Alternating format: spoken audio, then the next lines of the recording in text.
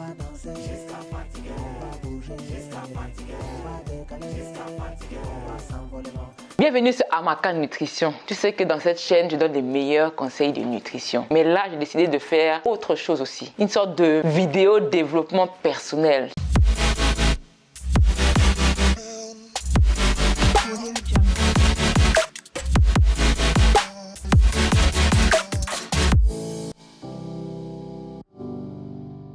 On voit beaucoup sur YouTube les vidéos des conseils de réussite, des conseils de motivation de beaucoup de personnes. Des chaînes qui sont vraiment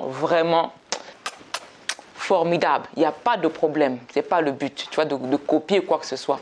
Mais ce qui me dérange, c'est que dans ces vidéos de conseils, dans ces vidéos de motivation, de réussite, de développement personnel, on voit peu nos personnes qui sont dans la francophonie. On voit beaucoup de personnes qui sont aux États-Unis, des anglophones, parce qu'ils ont cette mentalité de bouger, de réussite, de tout défoncer pour réussir.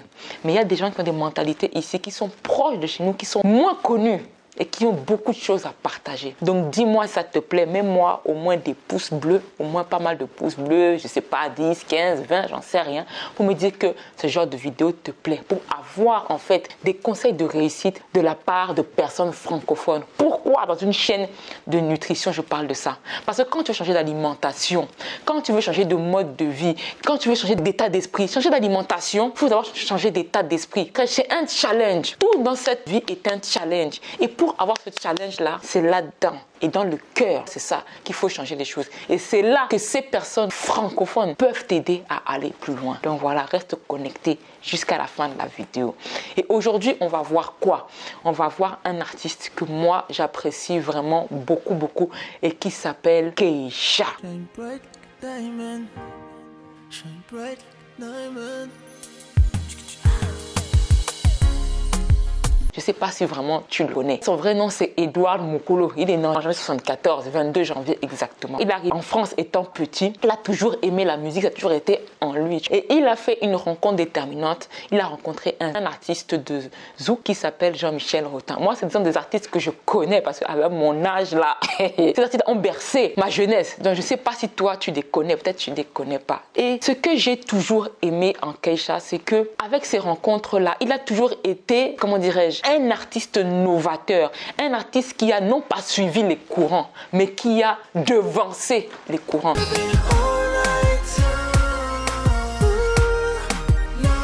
Donc quand il a fait du zouk, il n'a pas fait du zouk comme n'importe qui. Il a mêlé ses influences zouk, R&B, hip-hop dedans, avec un style vraiment très urbain, un nouveau style, avec cet artiste qu'on appelle Jean-Michel Rotin. Et c'était novateur. Et jusqu'aujourd'hui, là où je te parle, j'écoute encore ces musiques comme si on les avait sorties hier. Et je trouve que franchement, il y a une qualité musicale encore. Et ça me parle parce que il y a le côté R&B, États-Unis, black music, il y a le côté de l'ambiance antillaise, ambiance africaine, tout ce qui lie l'afro-descendance, l'africanité, comme on peut dire comme ça. Là où Keisha aussi a été fort en termes d'artiste, c'est qu'à un moment donné, il a voulu aller voir plus loin. Non plus être seulement un chanteur, un interprète, mais être non seulement auteur-compositeur, il l'était déjà, mais passer dans le stade de la production, c'est-à-dire voir grand. Il a voulu voir grand. Combien de personnes savent que même que des artistes comme Lincha, comme Soumia ont été propulsés par Keisha? Combien savent ça? Et là où il a été encore plus intelligent au niveau du business, une intelligence au niveau d'une vision sur le long terme, c'est que dans les grands majors, ces grandes compagnies de production musicale, il a fait comprendre que lui il veut être producteur. On lui a rigolé au nez. On lui a dit, mais toi tu veux quoi? Tu veux montrer quoi ici? En francophonie, tu veux montrer quoi? Car depuis, il s'est expatrié au Portugal et il a utilisé maintenant le digital, Internet, pour pouvoir produire sa musique. Et c'est ce qu'il fait depuis. Je suis abonné à sa chaîne et je vois tout ce qu'il fait. Et tu ne peux pas aujourd'hui connaître le Kizomba et ne pas connaître Keisha. Ce n'est pas possible. Aujourd'hui, Keisha est un des plus grands producteurs de Kizomba. Il produit des artistes de Kizomba. Quelqu'un qui danse de Kizomba, qui aime la musique Kizomba, ne peut pas ne pas connaître Keisha. Donc l'intelligence qu'il a eue, c'est avoir une vision sur le long terme. Il est sorti de la France, il allait ailleurs, mais il a investi dans la production sur Internet digital. Et c'est comme ça qu'il a pu faire ses productions. Et il a devancé les courants, notamment le Kizomba. Donc là, je vais te donner 10 conseils de réussite de Keisha. il appelle ses vidéos Inspire parce que dans sa chaîne YouTube, il parle en anglais, que tout le monde le comprenne. Je pense qu'il parle anglais, français, portugais et je pense peut-être aussi lingala. Reste connecté pour les 10 conseils de réussite pour Keisha. C'est ce qui peuvent t'aider dans ta vie, dans ton changement de vie, que ce soit alimentaire, nutritionnel ou même tout le reste. Voilà. Le premier conseil, c'est croire en soi. Si toi, tu ne crois pas en toi, qui est-ce qui va le faire? Qui va pouvoir te porter pendant tous tes projets? Premier conseil de réussite, crois en toi. Même si tu échoues, même si tu rates, relève-toi et continue, crois en toi.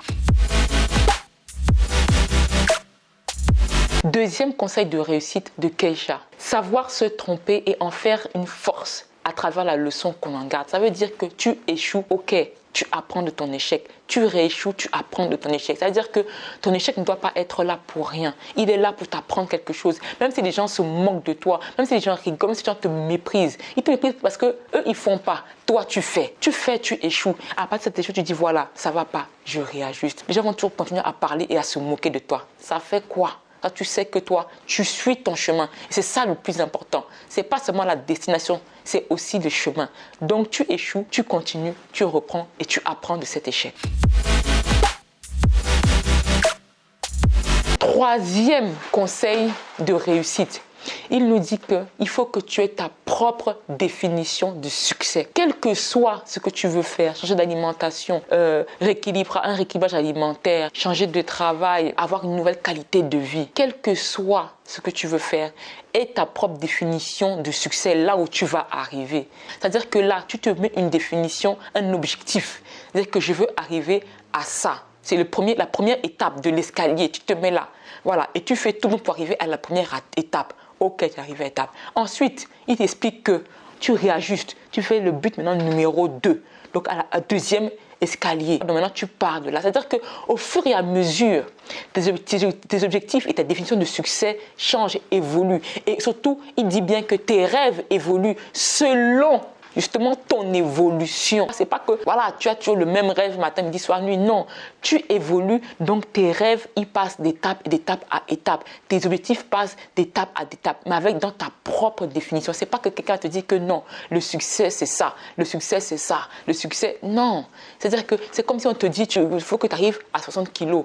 Pourquoi? Si toi, ton poids idéal, c'est d'être là à 70 kg, que tu te sens bien comme ça et que, je ne sais pas, il y a aussi le fait, toi tu te focalises sur ton bien-être, sur ta méditation, sur ta routine de bien-être, etc. Et que ce poids-là te va très bien. Pourquoi tu vas te laisser influencer par quelqu'un d'autre? Aie ta propre définition du succès. Conseil numéro 4, sois ambitieux.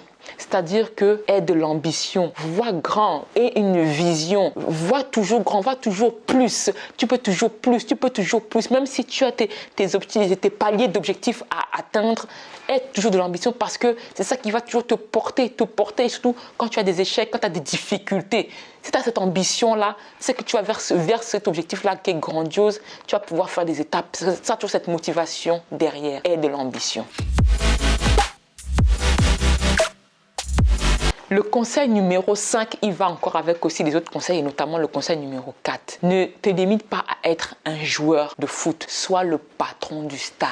C'est ça, tu vois. C'est encore dans cette vision de l'ambition et cette vision de voir grand. C'est d'avoir une vision sur le long terme. C'est-à-dire qu'on n'est pas obligé. Après, bien sûr, tu peux avoir, comme il a dit, tu as ta définition propre du succès. Mais pourquoi pas voir encore grand? Pourquoi pas imaginer que tu es le patron du stade. C'est-à-dire que tu vas être là, les gens vont venir dans ton stade et ils vont jouer au foot et tu vas t'asseoir. Conseil numéro 6, sois loyal en ce que tu crois, mais affine tes croyances tous les 10 ans. Tu évolues, sois en constante évolution. Ça veut dire que peut-être tu penses des choses, tu crois Dieu comme faire à des choses importantes qui te définissent, mais avec des expériences de la vie, avec des expériences positives, négatives qui vont t'arriver, tu vas pouvoir peut-être amener à évoluer dans ta façon de penser, dans ton système de croyances. Sois ouvert. Sois ouvert. Peut-être des fois, tu t'es peut-être trompé sur ça. Peut-être tu vas te dire que non, j'avais un avis sur ça. Finalement, aujourd'hui, c'est plus ça. Le conseil numéro 7, travaille dur. travaille dur, travaille dur. Tout ce qu'on veut faire dans la vie, tout ce qu'on veut avoir, on n'a rien sans rien. Ça, je te dis pas. Là où on te dit que prends telle astuce pour perdre du poids, prends telle astuce pour faire ceci, cela. Parce qu'on cherche toujours à contourner la dureté, on cherche toujours, à contourner des choses. Et finalement, ça ne paye pas. Et moi, je dis, je vais te donner toutes des astuces que tu veux sur cette chaîne. Il n'y a pas de problème, même au niveau de la nutrition. Mais tant qu'il n'y a pas un changement de vie profond, ça ne maintiendra pas sur le long terme. Donc, c'est à toi de choisir. Travail dur. Le conseil numéro 8, ça revient encore par rapport à la définition du succès, etc. C'est un peu une répétition. Ne définis pas ton succès par rapport aux autres, mais analyse les défaites et les victoires des autres pour justement en faire une force. Ça veut dire que tu peux t'inspirer des autres, de ce qui les a propulsés, ce qui les a mis en avant, ce qui les a fait tomber, les a fait descendre. Mais voilà, analyse ça. Mais aie toujours ta propre définition, tes propres bases, ta propre définition du succès. Ce qui, toi, te parle, ce qui, toi, te fait bouger, ce qui, toi, te fait vibrer. Qu'est-ce qui te fait vibrer? Qu'est-ce qui fait que quand on te parle de ça, de ce projet-là, je sais pas, c'est comme si tu sens en toi des choses qui, comme s'il y a des étincelles, des choses qui crépitent en toi, ça vibre comme ça. C'est ça, c'est que tu es sur le bon chemin. C'est que ça, c'est pour toi. Ne laisse pas les autres te définir ton succès. Définis-le toi-même en t'inspirant de leurs échecs et de leurs... Conseil numéro 9. Fais la différence entre le court terme, le moyen terme et le long terme. Ça, au niveau des chaînes YouTube, au niveau de la nutrition, au niveau de la perte de poids, au niveau de tout ça, on sait. Regarde, on est là. Tu peux donner des conseils de changement de vie profond. Les gens vont regarder 5 minutes et puis même pas 5 minutes, 5 secondes, on zappe. C'est ce qui se passe. Mais quand la personne va t'appeler, va te dire que on va te purger avec du sel pour perdre du poids, alors que c'est en plus dangereux, alors que tu peux perdre la vie. Est-ce que tu aurais l'idée de prendre de l'eau salée comme ça et de boire par la bouche comme ça n'importe comment? Mais pourtant, une youtubeuse te dit que va te purger avec le sel pour perdre du poids, tu vas le faire, alors que c'est dangereux. Donc c'est ça. Il faut que tu fasses la différence entre le court terme, le moyen terme et le long terme. Il y a des choses que tu peux faire en court terme qui vont peut-être te servir et encore pas sûr, peut-être même des choses dangereuses. Il y a des choses que tu peux faire pour le moyen, des choses que tu peux faire pour le long terme. Et il faut faire la différence. Il faut faire la différence. Si tu vois que sur le court terme, tu auras des résultats court terme. Tu vois sur le moyen, le long terme, tu auras des résultats plus au moyen et long terme. Donc c'est à toi de prendre la décision. Fais cette différence entre ce qui est court terme, ce qui est moyen terme et ce qui est long terme. Arrête de toujours te focaliser sur le court terme parce que tu n'auras pas des résultats qui seront à la hauteur de tes espoirs.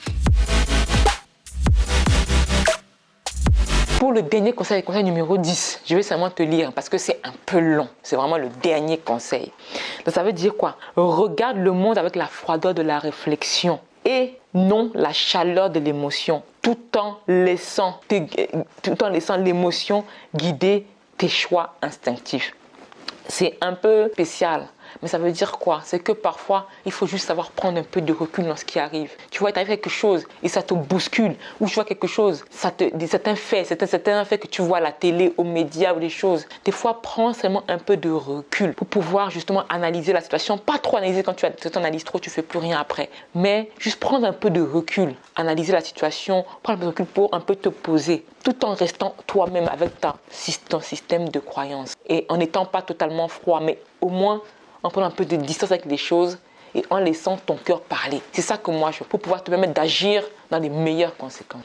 Voilà les 10 conseils de réussite de Keisha. La vidéo elle a été un peu longue, mais je pense que c'était nécessaire. Et je pense faire d'autres vidéos comme ça pour nous amener à changer de vie, que ce soit au niveau de la nutrition, au niveau de pas mal de choses. Donc si ça te plaît, n'oublie pas de liker, de partager.